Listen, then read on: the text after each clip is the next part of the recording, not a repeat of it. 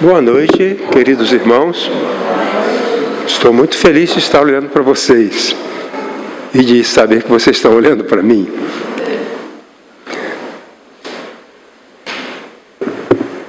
Que a graça de Cristo esteja sobre seus corações e que este momento seja um momento em que as nossas almas fiquem enriquecidas. Estou muito grato a Deus pela igreja, muito grato a Deus pelos irmãos e muito grato a Deus pela sua palavra. Vamos ler o texto de hoje. Tá? Muito bem. Levai as cargas uns dos outros, e assim cumprireis a lei de Cristo. Porque se alguém cuida ser alguma coisa, não sendo nada, engana-se a si mesmo. Mas prove cada um a sua própria obra, e fará glória, e terá glória só em si mesmo, e não em outro. Porque cada qual levará a sua própria carga. Gálatas 6, 2 a 5. Eu sei que quando os irmãos ouvem a leitura da palavra, já alguma coisa está mobilizando seus corações. E essa passagem mobiliza mesmo os nossos corações. Agora vamos ver qual é o tema.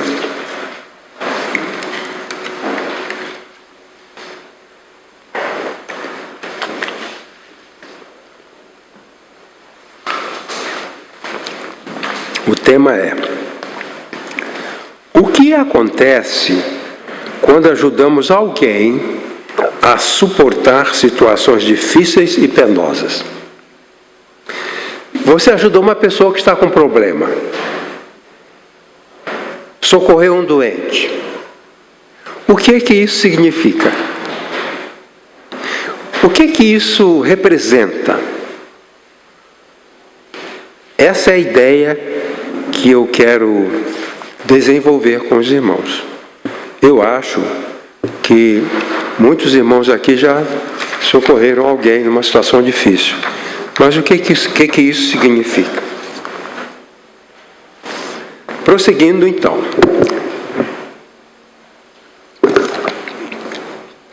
Cargas, na língua grega é baros. Daí vem a palavra barômetro, que é peso. Cirurgia bariátrica tem a ver com peso. Só uma pessoa pesada faz essa cirurgia. Uma pessoa leve não faz cirurgia bariátrica porque não tem baros, não tem peso. E cargas é o peso, baros. São experiências difíceis e dolorosas pelas quais todas as pessoas passam em certos períodos da vida.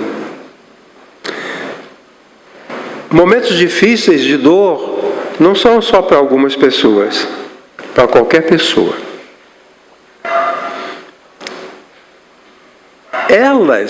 As cargas, se apresentam como sofrimentos emocionais, uma depressão, perseguições, doenças, ameaças, perturbações familiares, ou apertos financeiros, ou ainda outros. As cargas são consequências das próprias condições da vida. A maneira como a vida se constitui já é motivo para cargas. De eventos da natureza, uma ventania derruba uma casa e a família fica no tempo. É uma aflição, uma carga causada por um evento da natureza. Um incêndio, né? Lá no Canadá, aquele incêndio enorme, problema da natureza. Tá? Também causadas por Natureza, as cargas, vou voltar. As cargas são consequências das próprias condições da vida, de eventos da natureza, de ações de pessoas perversas ou causadas por comportamentos equivocados produzidos por nós mesmos. Às vezes há certas cargas na vida, certas dores que são consequências de algo que a gente mesmo fez, né? Um casamento equivocado. Um grupo de jovens foi fazer uma visita no Carandiru, visitando os presos criminosos do Carandiru. E uma moça que estava no grupo desses jovens crentes batistas se apaixonou por um daqueles bandidos criminosos e se casou com ele. E as dores, os sofrimentos, toda a perturbação de um casamento assim foram consequências de decisão dela. Ela decidiu casar e pagou as consequências. Então, muitos dos nossos problemas são problemas que têm a ver com o comportamento da gente mesmo. Eu posso ter um problema de perder um carro porque a chuva carregou, ou porque eu, circulando a alta velocidade, provoquei um acidente. Então, nesse caso, às vezes, as cargas são consequências de uma disciplina de Deus. Há sofrimentos que são disciplina de Deus, por causa de coisas que nós fizemos. Isso não é bastante comum, não, mas de tempo em tempo a gente pode imaginar que há um sofrimento disciplinar que Deus nos inflige. Algumas cargas podem configurar condições capazes de levar a doenças e à morte. Vamos considerar que levar as cargas uns dos outros significa que podemos estar preservando vidas, praticando obediência à lei de Cristo, evidenciando como crentes de valor e nos capacitando para levar nossa própria carga. Então, levar as cargas uns dos outros significa, primeiramente, que nós estamos preservando alguém. Que nós estamos obedecendo a Cristo. Que nós estamos mostrando o nosso valor como cristãos. E que nós estamos, por meio dessa ação, nos capacitando para enfrentar as nossas próprias dificuldades. Levar as cargas uns dos outros significa 4 coisas. Evitar, talvez, a morte de alguém.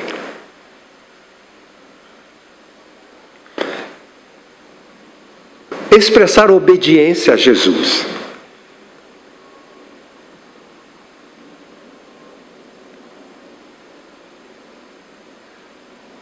Evidenciar o seu valor como cristão. E se capacitar no compartilhamento da dor do outro, capacitar-se a si mesmo para enfrentar suas próprias dores. Por isso que o apóstolo Paulo fala, levar as cargas uns dos outros. E depois, se você fizer isso, você vai poder levar a sua própria carga. Porque levar as cargas uns dos outros é treinamento. E esse treinamento vai nos capacitar para, quando vier a nossa carga, nós estamos ajudados a levá-la. Bom, eu acho que vocês querem saber o que eu realmente quero dizer, né? Então vamos ver o primeiro significado de levar as cargas uns dos outros. Isso aí. Quando levamos as cargas uns dos outros, estamos preservando vidas.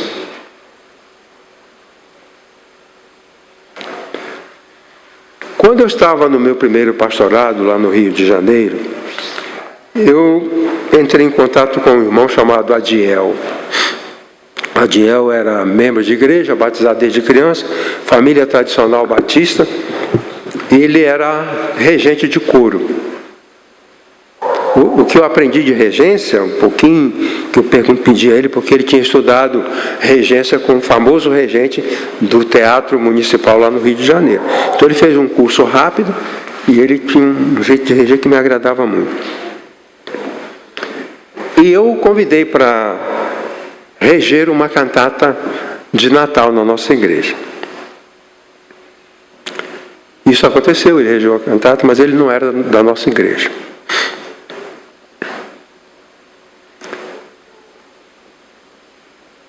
Um dia ele me procurou num bairro de Miguel Couto lá, e estava muito abatido porque um temporal tinha levado a casa dele. E eu fui lá ver onde era a casa. Só tinha ficado o alicerce. A chuva, a enxurrada descendo a serra, levou a casa dele com tudo, só não levou a família. E ele era uma pessoa pobre, que eu fazia, na época estava desempregado, fazia um biscate aqui, outro biscate ali, e ia vivendo dessa forma. Agora, a família dele acabou porque a esposa com uma criança foi para a casa de uma tia, o outro menino foi para a casa da avó, o outro foi para a casa de alguém, então desmoronou toda a família, e ele sozinho ficava procurando um dia ou outro onde ele podia ficar. Depois nós mudamos para São Paulo e acabou. Mas como disse, ele era membro de uma igreja batista e era regente de vários coros. Ninguém percebeu que a carga dele era pesada. Passados anos, eu fui perguntar ao meu irmão sobre o Adiel. Aí ele contou, o Adiel decaiu, entrou numa situação lamentável, ele abandonou filho, abandonou família, os filhos dele foram vender bala, se misturaram com bandidos, e ele começou a tomar bebida alcoólica, tomar bebida alcoólica, e passou a beber muito, e um dia foi encontrado morto dentro do trem. Porque as pessoas bebiam, entravam no trem e dormiam. E o trem era levado para o desvio, para ficar lá, ninguém estava lá. Ele deve ter bebido muito, entrou em coma alcoólico e ele morreu.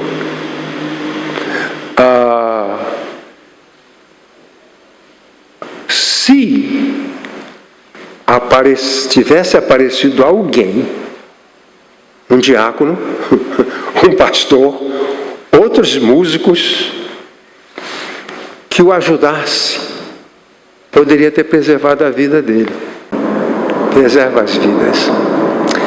Ajudar as pessoas a levar suas cargas pode salvar vidas. Pode salvar vidas. Então, vou repetir: carga é peso. Na língua grega, baros, como eu falei, cirurgia bariátrica e tal. 2 comentários. A expressão uns aos outros dá a ideia de reciprocidade. Irmão, isso é muito importante. O apóstolo usa essa expressão, aleilos, na língua grega é aleilos. Aleilos quer dizer uns aos outros. Quer dizer, eu não posso ficar perto do irmão Otoniel sem uma interação, saber se ele almoçou, se ele jantou, se ele não está com frio. Isso é interação, é convivência. Uns aos outros é isso que Paulo fala. E uma coisa interessante é que essa expressão uns aos outros implica em convivência. Vejam só, não fique chateado comigo. 11 irmãos... 10, né? Porque ele era o 10º. 10 irmãos levaram um pouquinho da carga daquele convidado. Por que isso foi possível? Diga para mim. Sabe por quê? Porque estávamos lá onde ele estava. Eu só posso levar a carga de alguém com quem eu conviva. Por isso, irmãos, que ser um cristão e não estar ligado à igreja é uma farsa. E não sou eu que digo isso não. John Wesley, o grande reformador, diz: eu não acredito num crente isolado. Eu não acredito num crente que não procure outros crentes. Então, nós estamos no lugar onde as pessoas aparecem. O lugar mais provável para aparecer um sofredor é a igreja. E se eu estiver aqui, haverá uma grande possibilidade de que eu possa fazer alguma coisa por um sofredor. Os rabis diziam, quando alguém perguntava, porque os rabis, os mestres judaicos, eles falavam do Messias. Quando Jesus veio, eles não reconheceram, mas eles falavam do Messias. E as pessoas perguntavam aos rabis: mestre, quando virá, onde está o Messias? Porque alguns diziam, o Messias já veio, o Messias virá. E alguém perguntava, onde está o Messias? E o mestre dizia, procure-o entre os mendigos. Procure-o entre os mendigos. Com certeza ele está procurando algum mendigo para socorrer. Essa é a ideia do mestre. Onde está o Cristo? Está entre os mendigos. Se você procurar entre os mendigos, com cuidado, vai achar o Messias. Pois bem, uns aos outros é reciprocidade e convivência. Aparece mais de 50 vezes no Novo Testamento e define a responsabilidade de todos na vida cristã. A lei-los uns aos outros outros, assim, não é uns aos outros, não sou eu e Irene, não, isso não. Uns aos outros inclui todo mundo, toda a igreja, toda a comunidade, é isso que Paulo está dizendo. Algumas igrejas tinham um grupo de pessoas para socorrer os necessitados, os diáconos. Mas também, se eles socorressem, ninguém socorria. Por quê? Era a tarefa dos diáconos. E na maioria das vezes, eles também não eram capacitados. Havia um diácono numa igreja conhecida que era responsável pelo sustento dos necessitados. Órfãos, viúvas, pessoas sem comida, cesta básica. E ele era responsável por aquela verba, aquele dinheiro. Todo mês ele recebia do tesoureiro a verba dos necessitados. Quando chegou no fim do ano, ele foi lá e devolveu o dinheiro para a tesouraria. O tesoureiro falou, mas você está devolvendo? Você não gastou? Não, ninguém me procurou. Ninguém me procurou. Está aqui de volta. Já pensou? Pois bem, então, a expressão uns aos outros, da ideia de reciprocidade, interesse pessoal, responsabilidade. E levar as cargas uns dos outros demanda esforço físico e emocional. Então, nós que somos acomodados, é difícil fazer isso, é difícil fazer aquilo, mas a ideia de levar as cargas uns aos outros implica em esforço físico, mental, emocional. E o segundo argumento, quando levamos as cargas uns dos outros, estamos praticando a obediência à lei de Cristo. Porque Paulo falou assim, levai as cargas uns dos outros, se vocês fizeram isso, estarão obedecendo à lei de Cristo. Não é o problema do governo federal, não é o problema do ministério desse, ministério daquele. É a lei de Cristo que nós estamos cumprindo. É a lei de Cristo. Vocês não são de Cristo? Vocês não aceitaram Cristo? Há uma lei de Cristo, levar a carga dos outros. Né? Assim cumprireis a lei de Cristo. Sobre levar as cargas uns dos outros, nenhum dos antigos códigos de lei, como o Código de Hammurabi, o Código de Moisés, a recomendação de Zoroastro, e todos aqueles povos, nenhum daqueles códigos de lei tinha uma recomendação dessa natureza. Se você ler, por exemplo, os 10 mandamentos, você vai até ver falar de amor. Mas aqui Paulo é muito explícito. Então, levar as cargas uns dos outros, por exemplo, se eu vou socorrer um de vocês, vou socorrer, por exemplo, o irmão, o pastor Edson, numa situação, eu não estou cumprindo a lei de Moisés, nem a lei de Hammurabi, nem a Constituição brasileira. Eu estou cumprindo a lei de Cristo, que é o meu Senhor. E Paulo diz, assim cumprireis a lei de Cristo. Certo? Zoroastro também não tinha isso, era uma determinação assim tão enfática. Jesus colocou como uma coisa principal, porque no capítulo 25 de Mateus ele fala que quando Jesus voltar, vai separar os seres humanos uns dos outros, como o pastor separa dos bodes as ovelhas. As ovelhas são os salvos.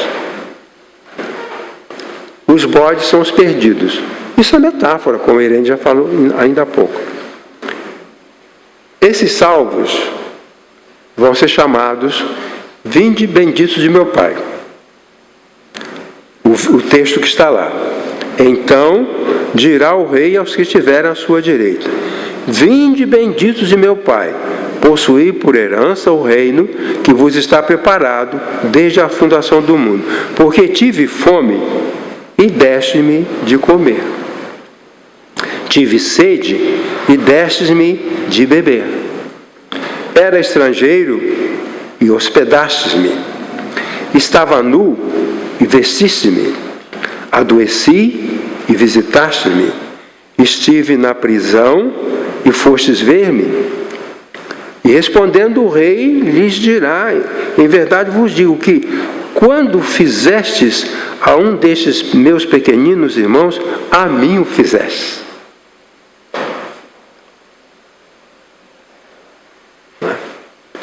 Quando fizeste a um desses pequeninos, a mim os fizeste.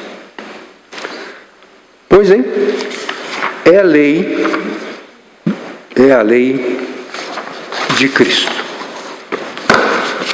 Prosseguindo, o meu terceiro argumento me diz: quando levamos as cargas uns dos outros, nós tornamos evidente o nosso valor como cristãos. O que faz um cristão valer não é a sua voz pomposa, né? Lá no seminário, alguns alunos queriam ser pregadores brilhantes. Tinha um aluno que passava o sábado todo recitando o sermão diante de um espelho. Ele colocava o sermão, colocava um espelho e ficava lá ensaiando o sermão. E tudo bem, eu não fazia isso, nem faço. Mas tinha outros que, voz maravilhosa,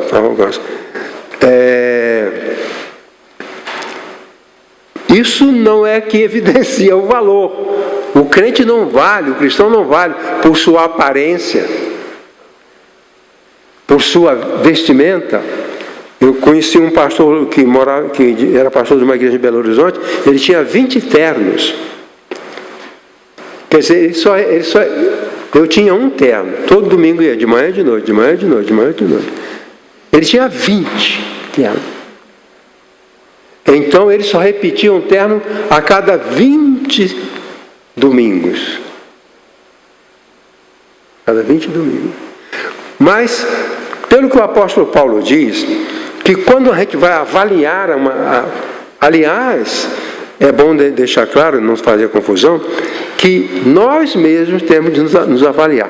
O apóstolo Paulo não diz que os crentes devem avaliar uns aos outros para ver quem é que é um crente, digamos, de grande valor. Ele diz que cada um faça o teste de acordo com o que Jesus ensinou. Então eu pego o ensino de Jesus e avalio o meu comportamento. Aqui está a palavra de Cristo e aqui está o meu comportamento, e eu vou confrontar para ver se eu tenho valor. Porque se eu estiver de acordo com a palavra de Cristo, eu posso dizer: eu sou um crente de valor. Agora, se eu não coincidir, Eu tenho 20 ternos, mas não visito os doentes.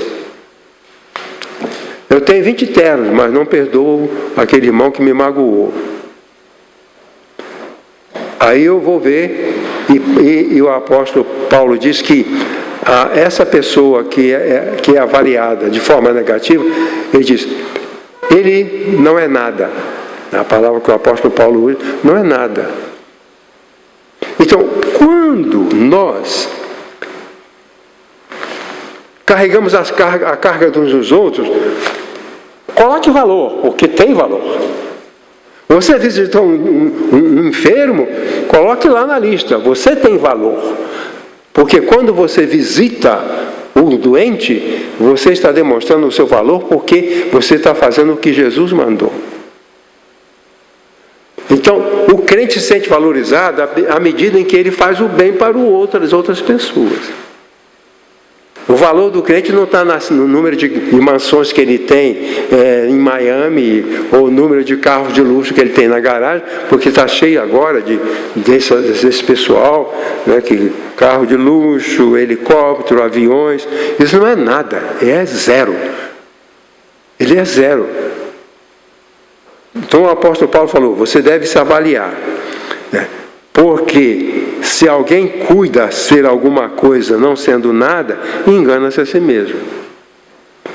Mas prove cada um a sua própria obra, e terá glória só em si mesmo, e não no outro. O valor do crente que leva a carga do outro, ela é estabelecido a partir da visão de Deus. Quer dizer, eu não posso esperar que o irmão Zé Roberto me avalie e diz, você é maravilhoso, você é muito bom. Não. Eu tenho que me avaliar. Cada um se avalie. E fazendo a autoavaliação, conclui. Eu me sinto de valor, porque socorri um faminto. E Jesus permite. Se você faz o bem a uma pessoa, visita um doente, socorre um aflito, consola um enlutado, Jesus autoriza você a se sentir um bom cristão. Tá? Não é arrogância, não é petulância, não. Se você avalia a sua obra dessa forma, Jesus falou, você fez isso? Avaliou, cuidou do necessitado, então pode se considerar um bom cristão. Não tenha vergonha de se sentir um bom cristão. Não vai sair por aí dizendo, né? Mas no seu coração você sente que você está sendo um bom cristão. É bom, todos nós precisamos saber se somos bons ou maus, se estamos acertando ou errando. E pelo que o apóstolo Paulo fala, isso nos permite a avaliação. Então, se alguém cuida ser alguma coisa não sendo nada, engana-se a si mesmo. Porque tem gente que acha que alguma coisa não é nada.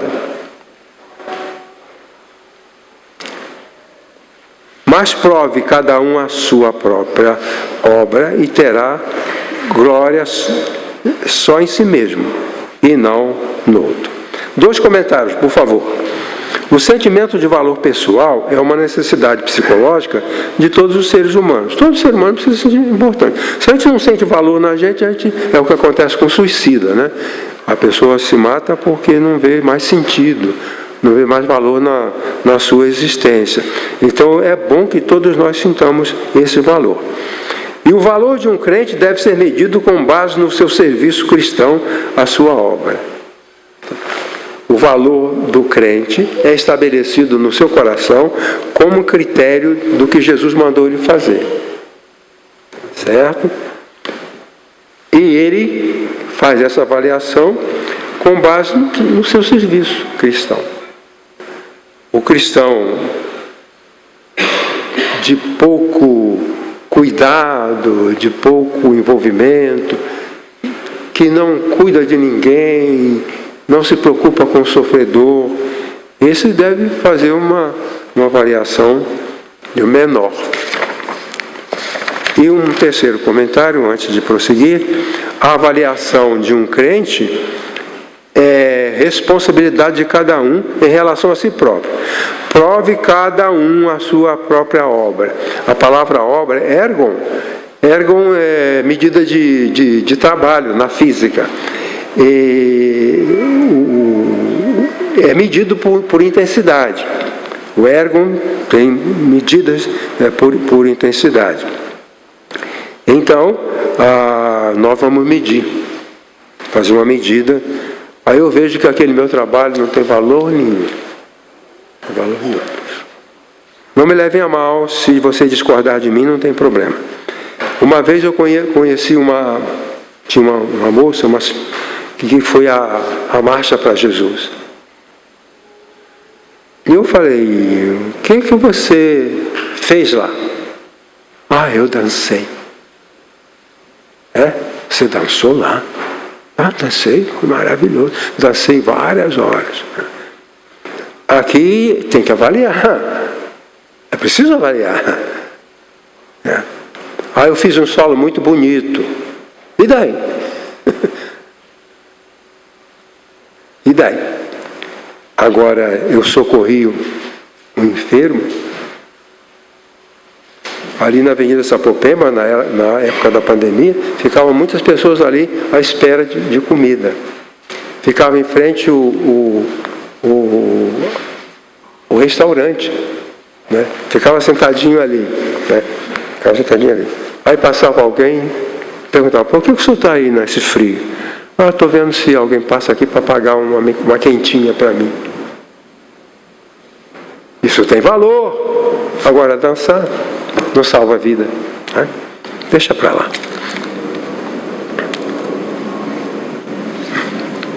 Eu tinha um seminarista, tínhamos um seminarista. Eu tinha porque ele era da minha igreja. E ele estava, quer dizer, o seminarista ele está ali para ser capacitado, para ser treinado para o pastorado. Então ele tem um tutor, o pastor da igreja. Se eu tiver um seminarista aqui, já tive vários. Se eu tiver um seminarista aqui, eu sou o orientador dele para encaminhar para o ministério, para prepará-lo para ser um pastor, porque ele quer ser um pastor. Então ele está junto ao lado de um pastor já antigo, experiente, para ele aprender com aquele pastor. E esse irmão, todas as vezes que eu o convidei para visitar um doente, ele não foi. Não foi. Não arranjou jeito, não arranjou tempo. Várias vezes convidei, vou visitar um doente, você quer ir comigo? Hoje eu não posso. Aprender a visitar um doente. Mas ele não foi. Ele não foi. Então, ele não evoluiu, depois não sei se foi ordenado, mas o fato é que ele não queria ir, queria fazer coisa bonita, ele adorava o púlpito, né? O púlpito para ele era o céu, mas o leito do doente, ele não queria confrontar. Então, continuando, quando levamos as cargas uns dos outros, nós nos capacitamos para suportar as nossas próprias cargas. Esse texto é meio confuso, porque no início fala levai as cargas uns dos outros, e no final diz cada um levará a sua própria carga, dando a entender que cada um que se dane. Não é isso. O que o apóstolo Paulo está dizendo é o seguinte: se eu carrego a carga do meu irmão, isso está me treinando para carregar a minha carga. Deixa eu explicar com a minha história. Eu era criança, com 8 anos de idade, a gente estava na roça, e eu já era responsável por levar a água para os trabalhadores, lavradores na roça. Eles estavam lá capinando, estavam fazendo, e de tempo em tempo eu ia lá com a moringa, que é de barro, fresquinha para dar água para eles, a minha tarefa. Depois eu passei a cuidar das cabras e fui fazendo coisas. Depois eu aprendi a fazer enxertos e construímos um grande laranjal. Tinha 5.000 laranjeiras. Quase todos aqueles enxertos fui eu que fiz. Bom. E meu pai me falava assim: filho, eu preciso que você me ajude. Eu vou fazer uma coisa assim, assim, assim. e você vai segurar a corda. O primeiro poço que nós fizemos foi assim. Meu pai ficava lá no fundo do poço, cavando e jogando a terra para cima, e eu segurando, para quando ele se cansasse, eu puxá-lo. Então, eu ajudava. Ajudar faz bem. Eu gosto de ajudar. Canta comigo? Porque eu vou lavar. Mamãe ficará sorridente. Você cantava com as crianças, né? Eu gosto de ajudar porque me faz coisas. Eu gostava de ajudar meu pai. Um dia, meu pai me falou: você vai comigo na mata. Preciso de 2 peças de madeira. E lá nós fomos cedo na mata. Meu pai levou o machado, derrubou uma árvore e partiu um pedaço longo, mediu lá, e o outro menor. Ele falou assim: filho, eu vou levar essa aqui e você vai levar essa aqui. Uns 3,5 km de distância. Como daqui mais ou menos na estação lá do metrô. Vila Prudente. Daí meu pai saiu, foi na frente, eu coloquei no ombro, porque ele não podia levar as 2 peças. E ele foi na frente e eu fui atrás. Chegou um dado momento que ele não aguentava mais. E eu não podia ajudar porque eu também não aguentava mais. Mas nós fomos. Ninguém ajudou ninguém. Essas experiências me ajudaram a cuidar de mim. Irmãos, há erros gravíssimos nesse país e no mundo inteiro.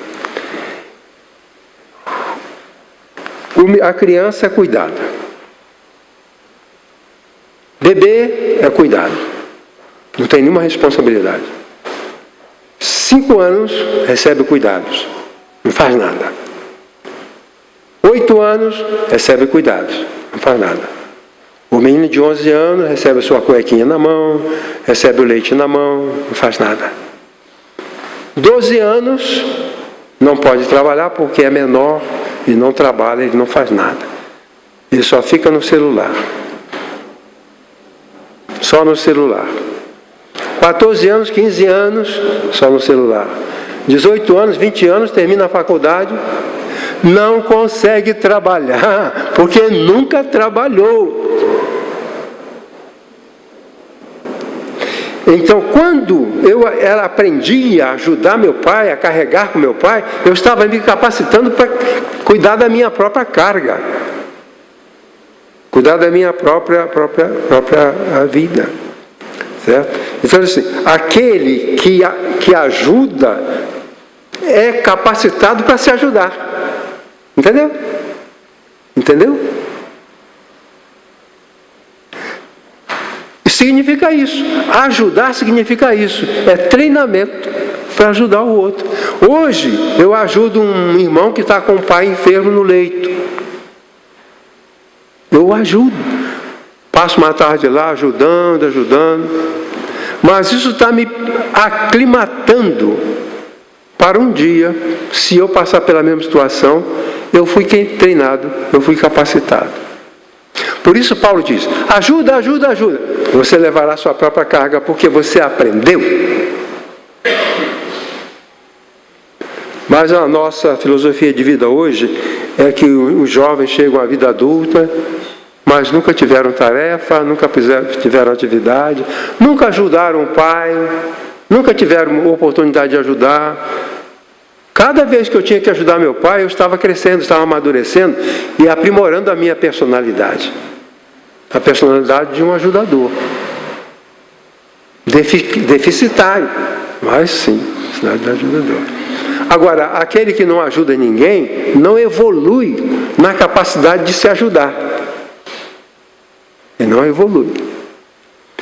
Então, O texto diz, porque cada um levará o seu próprio fardo. Quer dizer, agora eu estou na cama, vocês me ajudam. Mas vai chegar o dia que eu vou ter que levar meu fardo. Eu terei que levar meu fardo. Então estou sendo capacitado. Cada pessoa deve se responsabilizar por sua própria carga após capacitação. Deve poder aquilatar seu valor mediante a observação do seu próprio comportamento, servindo ou não servindo a Cristo.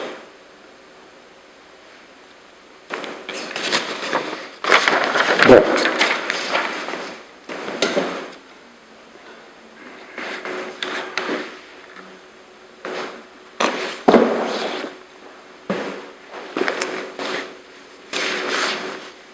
eu sempre me preocupo para que a minha palavra, que os irmãos bondosamente venham ouvir, seja benéfica, faça bem.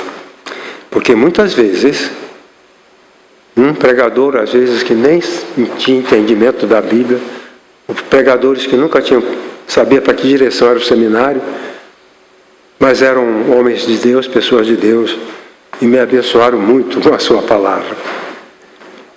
E é assim que eu espero que seja. Conclusão. No corpo da carta, Paulo ensina sobre o significado da lei e da graça. E Paulo era assim, ele ensinava a teologia e a doutrina. E no final ele aplicava a doutrina. Então, ele ensinou sobre o significado da lei e da graça.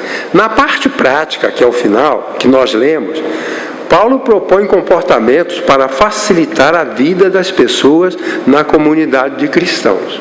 Tudo isso é para tornar mais fácil, não é para dificultar. O apóstolo Paulo nunca deu orientações para prejudicar a sua comunidade, prejudicar a sua igreja. Era sempre no sentido de abençoar. Certo? Atesta a importância de socorro mútuo e disposição para lutar cada um por si mesmo, no tempo certo. O significado de levar as cargas uns dos outros é preservar vidas, praticar obediência a Cristo, aferir o próprio valor e alcançar capacitação para vencer suas lutas pessoais. Diga amém? Amém.